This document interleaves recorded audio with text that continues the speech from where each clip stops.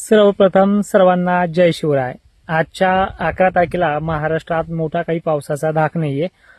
मात्र 12-13ला वातावरण हे गरमीचं आणि उष्णतेच्या झळायचं जे कालही होते आज 11ला आहे, पण उद्या हे जे काही वारे चालू आहेत हे थोडे स्थिरावतील आणि 13 आणि 14ला स्थानिक वातावरणाची जी काही कंडिशन आहे ती पश्चिम महाराष्ट्रामध्ये, खानदेशामध्ये, मराठवाड्यातल्या दक्षिण भागांमध्ये आणि विदर्भात मोजक्या ठिकाणी आहे। आजचा हा व्हिडिओ बनवायचा मुद्दा एवढाच आहे की अनेक ठिकाणी टेम्परेचर हे हाय लेवलला गेले, अजूनही ते आपल्याला 23 तारखेपर्यंत सहन करावं लागणार आहे। 22-23 नंतर नेमकं काय होणार आहे की जे बंगालच्या उपसागरामध्ये लो प्रेशर आहे ते काही दिवसात तर थोडं थांबेल, पण अरबी समुद्रामध्ये जे काही लो प्रेशर बनतंय केरळ पासून ते जंगल महाराष्ट्राच्या कोकण किनारपट्टीपर्यंत त्याचा प्रभाव आहे आणि 23 किंवा 24 ह्या 2 तारखेच्या डिफरंट वेळेमध्ये महाराष्ट्रामध्ये ते प्रवेश देखील करते। या काळामध्ये परिस्थिती जर आपण पाहिली मॉडेलनुसार तर पावसाळ्यासारखी दिसते आहे, पण वाऱ्याची दिशा, गरमीचे लेवल जर पाहिल्या तर ती चांगल्या पद्धतीने प्रभाव टाकू शकते। एकंदरीत सरळ सोप्या भाषेत सांगायचं म्हटलं, एक आठवडा शेवटचा असा जाईल जो 22-23 नंतर त्याचा प्रभाव पाहायला मिळेल की त्यामध्ये चांगल्यापेक्षाही अधिक पाऊस होण्याचा अंदाज आहे।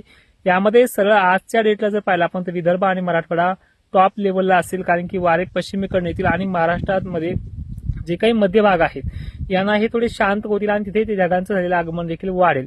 पण 22-23चा तो जो काही आठवडा आहे त्यात फायदा एवढा राहणार आहे की टेम्परेचर खूप कमी होणार आहे। जे चालू आहे टेम्परेचर या ज्या काही झळा आहेत यामधनं दिलासा मिळण्याची शक्यता राहत आहे।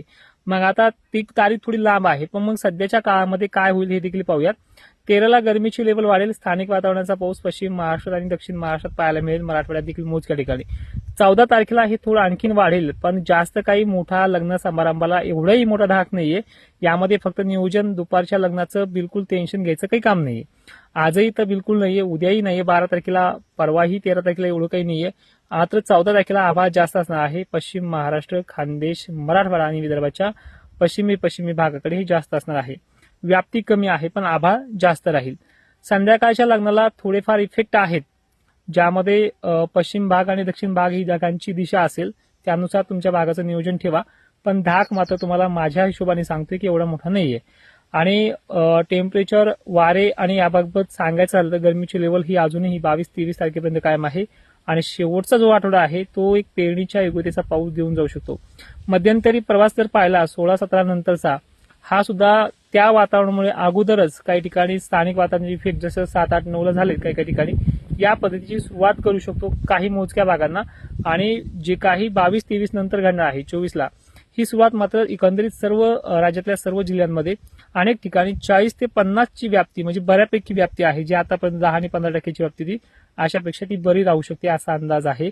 आणि याचं जे काही आगमन आहे मान्सूनचं, हे जे काही सांगतात बातम्यामध्ये, याच्यामुळे त्या पावसामुळे आठवड्यातल्या रोहिणी नक्षत्रात जेव्हा जेव्हा पाऊस झालाय त्यावेळेस मग नक्षत्रातला पाऊस हा लांबलेला आहे आणि त्याचे इफेक्ट आपल्याला पाहायला मिळतील। पण हा जो पाऊस येणार आहे 22-23 नंतर, तो पाऊस पेरणी योग्यतेचा असू शकतो आणि त्यानंतर थोडा जरी पडला तर त्या ओलीवरती तुमच्या पेरण्या होतील असा त्यामध्ये होणारा पाऊस असेल। त्याची व्याप्ती 50च्या आसपास आहे, पुढेही जाऊ शकते।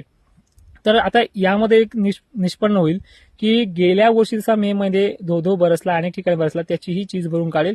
मागच्या 6-7ला काही मोजक्या भागांमध्ये का होईना पण वाहूनही पाऊस झालाय। यामध्ये मोजके भाग नसणार आहे, अनेक भाग असणार आहेत। जिल्ह्यांचं जर सांगायचं झालं तर मराठवाड्यातले एकंदरीत सर्व जिल्हे राहू शकतात, विदर्भातलेही जवळपास सर्व आहेत, खानदेशचे कमी आहेत, दक्षिण पश्चिम महाराष्ट्राचे थोडी कमी आहेत, पण मराठवाड्याच्या बाबतीत आणि विदर्भाच्या बाबतीत चांगला दिलासा आहे आणि टेम्परेचर कमी होण्याच्या बाबतीत सर्वांना चांगला दिलासा आहे। जय शिवराय, धन्यवाद।